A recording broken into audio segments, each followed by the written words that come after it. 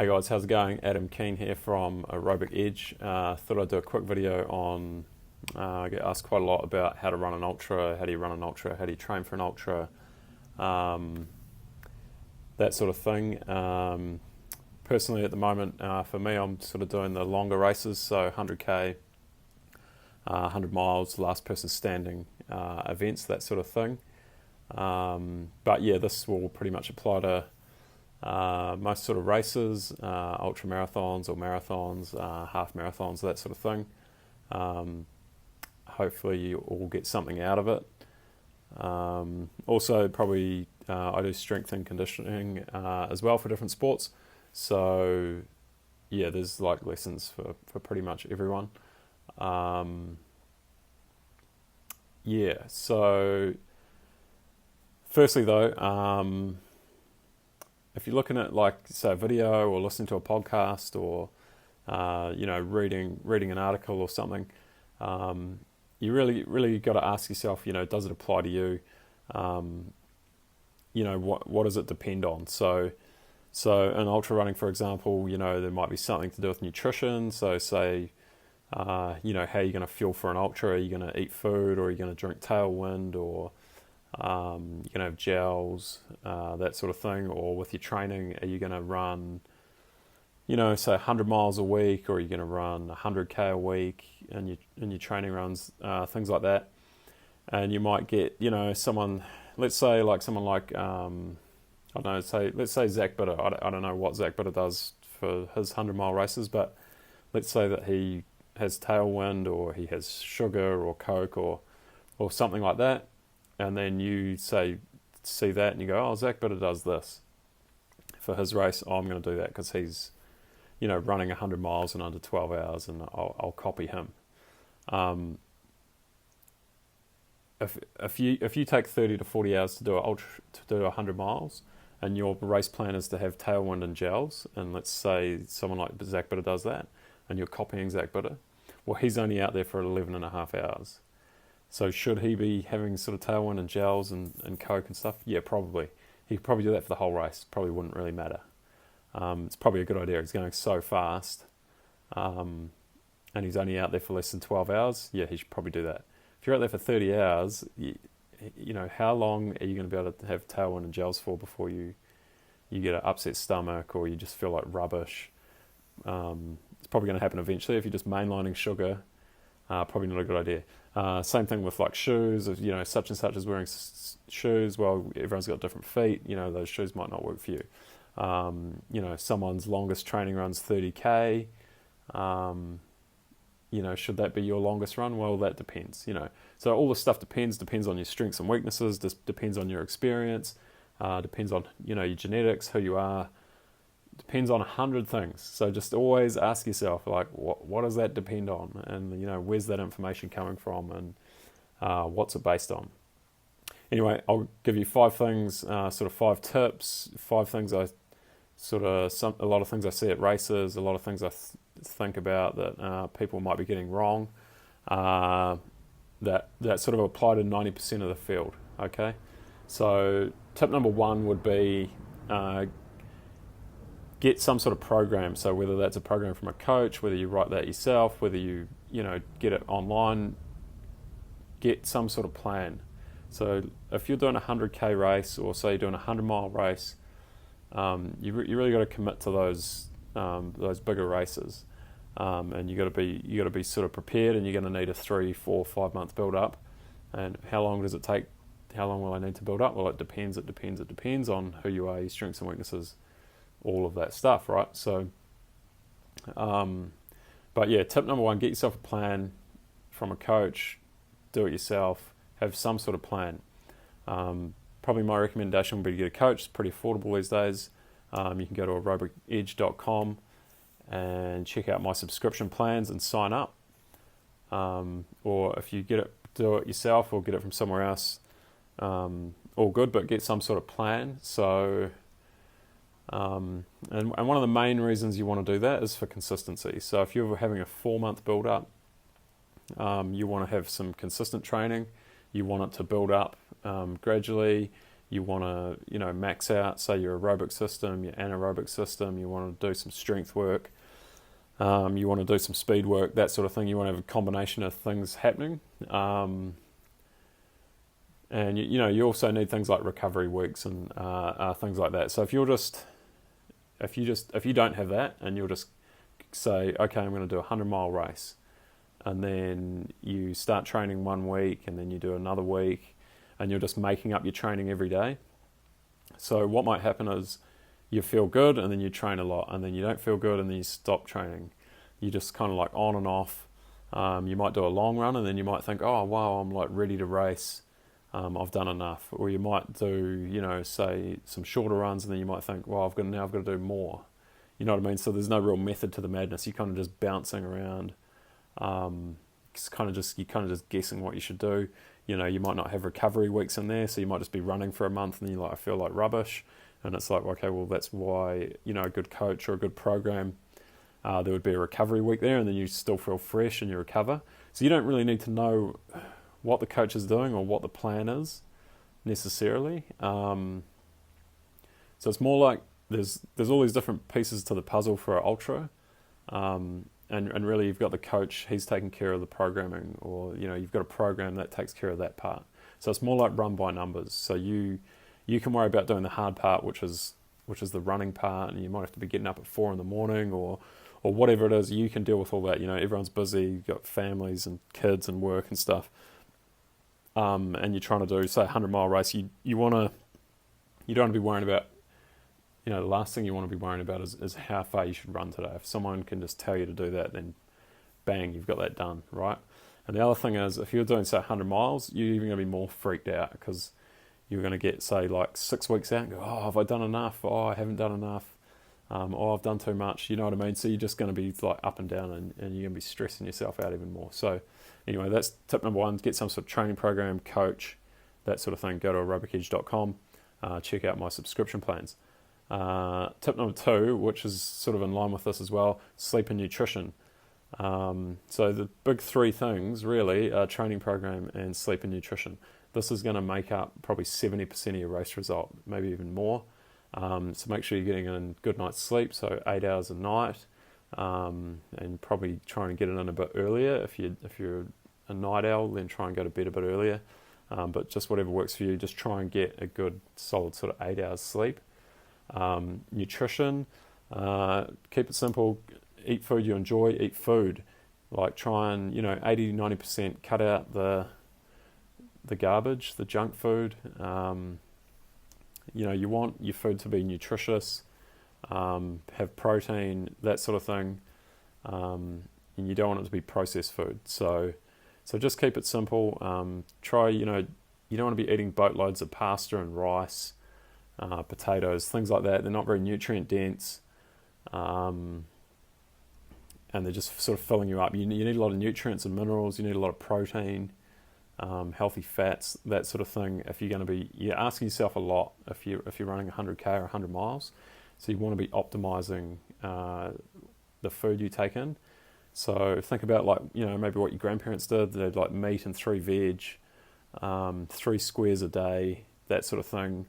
You don't just want to be shoveling back a bunch of pasta.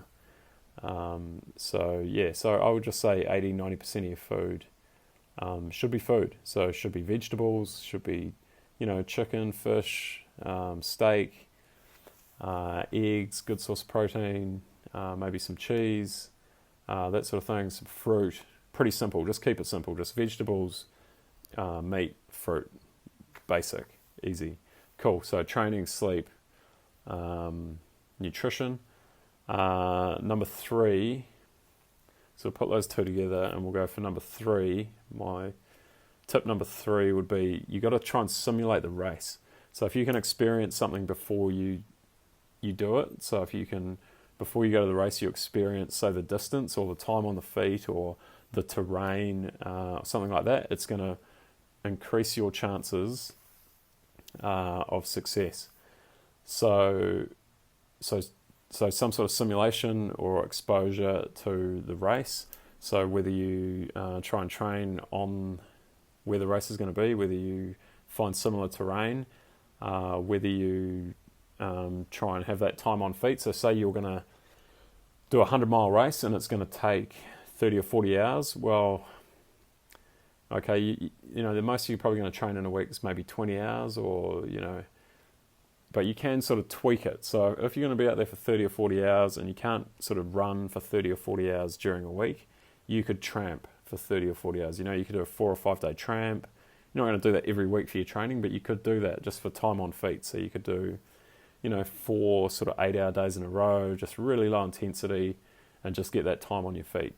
Or let's say you're doing 100 miles and you want to do the distance. So yeah, if you're looking at, say, doing a miler in 25 hours and you can comfortably run 10k an hour, then, you know, maybe you can do 100 miles in a week. Maybe you can do 100 miles in 10 days of training. If you're not that quick, then, you know, maybe it's 100 miles in 2 weeks. Whatever it is, try and simulate that stuff. So the terrain, the distance, obviously your nutrition, you're going to practice your nutrition. That's going to be another thing that you simulate.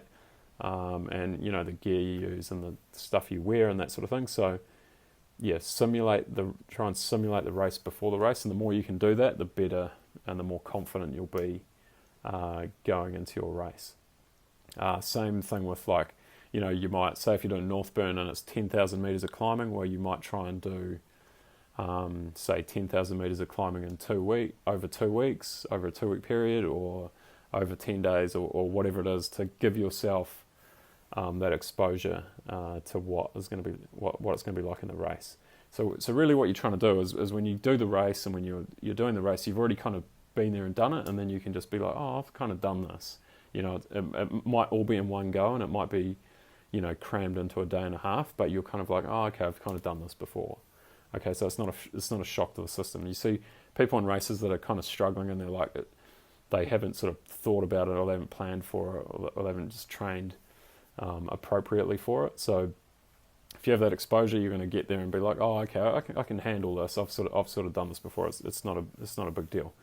Okay, tip number 4 is, and this is probably a big one that people get wrong in races, is just having a plan, having a simple plan, and pacing properly. So, okay, let's start with plan. So you can do this like the week before, the night before. You know, you can do it 2 weeks before. You can do it pretty much any time. I've done this the night before, like big races. So you can check out like previous results. You can look at lap times. You can look at aid station times. Find someone that's similar to you. Figure out what their times are if they had a good race, and then go, oh, okay, this should be sort of roughly what I should be doing as well. So you know that at 3 hours you should be at this aid station, at 6 hours you should be at this one. You've got a rough idea of where you should be. So have some sort of plan. Maybe, you know, if you know the first 3 hours of the race is going to be hard, like have that written down somewhere, and then like the next 3 hours is going to be easy. Yeah, you know, like flat and, you know, easy, hilly, hard. You know what I mean? So you break it down into chunks.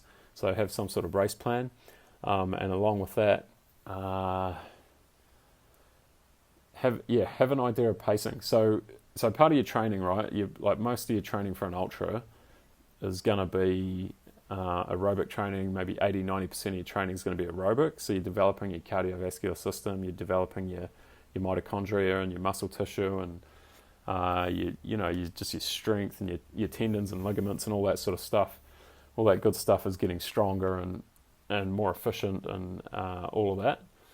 So that's all cool. But another thing that you want to look at is your pacing. So if you're doing, say, 80-90% of your training at an aerobic pace, a conversation pace, then you should have a really good idea of what your pace is going to be for a miler. So you should be starting out at that conversation pace or a little bit easier, and that's going to be your pace. So when everyone else takes off, and there's like everyone's got adrenaline or whatever, and they all take off and they go way too fast. You know, you've been training for 4 or 5 months, so you should know that, okay, well this, you know, whatever it is, 6-minute Ks or whatever it is, or say a heart rate or something like that, you can just stick to that uh, for your race. So you should be able to have a pretty good idea of your pace that you should be running. And that's a big one. So pretty much every race I go to, half an hour in, doesn't matter if it's a half marathon, marathon, or 100 miles, half an hour in, there's people on their hands and knees dying and wondering where they are in the race. And you're just thinking, this is crazy. You've got like maybe 30 hours to go. The last thing you should be thinking about is, what you should be doing is making this as easy as possible, okay? And just pacing it really well. That's for 90% of people. If you're at the front of the field, if you're at UTMB or something and you're going to be top 10, then those guys throw down. You've got to go balls to the wall right from the start. Totally different kettle of fish. This doesn't apply. But for 90%, 95% of the field, the quickest way for you to get around is going to be to evenly pace it and to go out easy and then a little bit easier. That's how you're going to get around quicker. And the risk reward, if you go out too hard at the start, then you're going to either DNF or you're going to like blow out like 10 hours at the end. So, and all you're going to do at the start of the race is save half an hour.